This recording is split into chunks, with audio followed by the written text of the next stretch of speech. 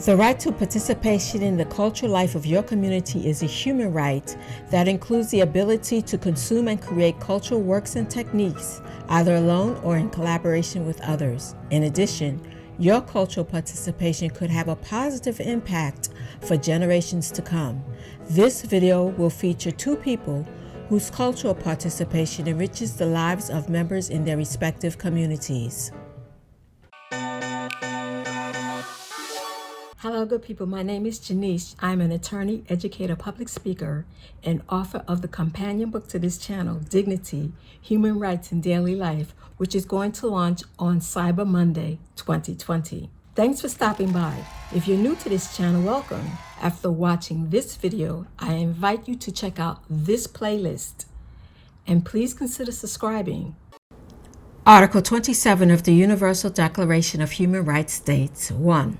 Everyone has the right to freely participate in the cultural life of the community, to enjoy the arts, and to share in scientific advancement and its benefits. 2. Everyone has the right to protection of the moral and material interests resulting from any scientific, literary, or artistic production of which he is the author. While education is one facet of cultural life, it's not included here because Article 26 recognizes the right to education as a human right. This article acknowledges your right to enjoy and contribute to the arts and sciences in your community. How you make a contribution is only limited by your imagination. In order to enjoy cultural life, you must be, as the Ring-Jedi says, willing to experience it.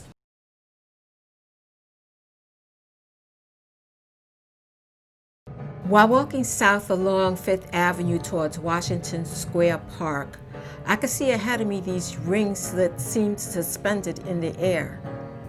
There was something odd about them. They reminded me of the Olympic rings, but there were only 4 of them, and they kept shifting. As I entered the park, I could see that a performer was manipulating the rings very gracefully, and judging from the audience, he had everyone mesmerized. That's how I encountered the Ring-Jedi. Hailing from Russia, the Ring-Jedi got his first set of rings from his father, who made them for him when he was a boy.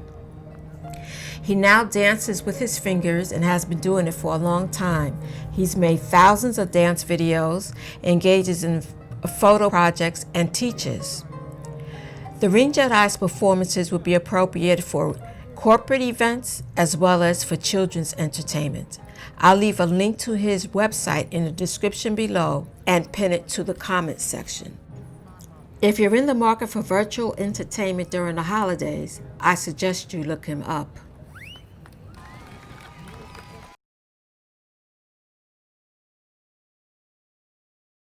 By the time Mrs. Denard started teaching me piano, I had long since forgotten about the days in nursery school when I thought I would die if I didn't learn how to play. Unbeknownst to me during those years, my grandfather had been saving up to buy us a piano because that's what his little darlings wanted. When the gift arrived one Christmas, my father sent us to Manor House workshops. Nestled in El Barrio, also known as East Harlem, an impoverished community known largely for drugs and crime, Mrs. Denard named Manor House after the food that God provided the Israelites in the desert. A Brooklyn native born into a musically gifted family, Ms. Denard began singing at an early age, later trained at Juilliard, and performed on nearly every continent on the planet before founding Manor House. Some of the faces in these old pictures are very familiar. In fact, I'm in one of them with my sister, but I won't tell you where. By the time I got to Manor House, my passion to learn piano had already waned, but it did teach me how to handle stress. Whenever I didn't know what to do with myself, I would find myself at the piano. Even after 9/11 and after being treated for cancer, I would find solace in the keyboards for hours on end because it gave me a sense of control, was comforting, and familiar. Manor House was aptly named because while it enriched a community for generations, it nourished my soul for life.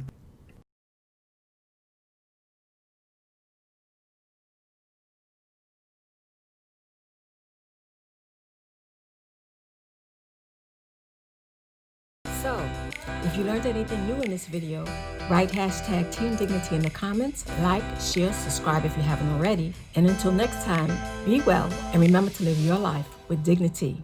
Bye-bye.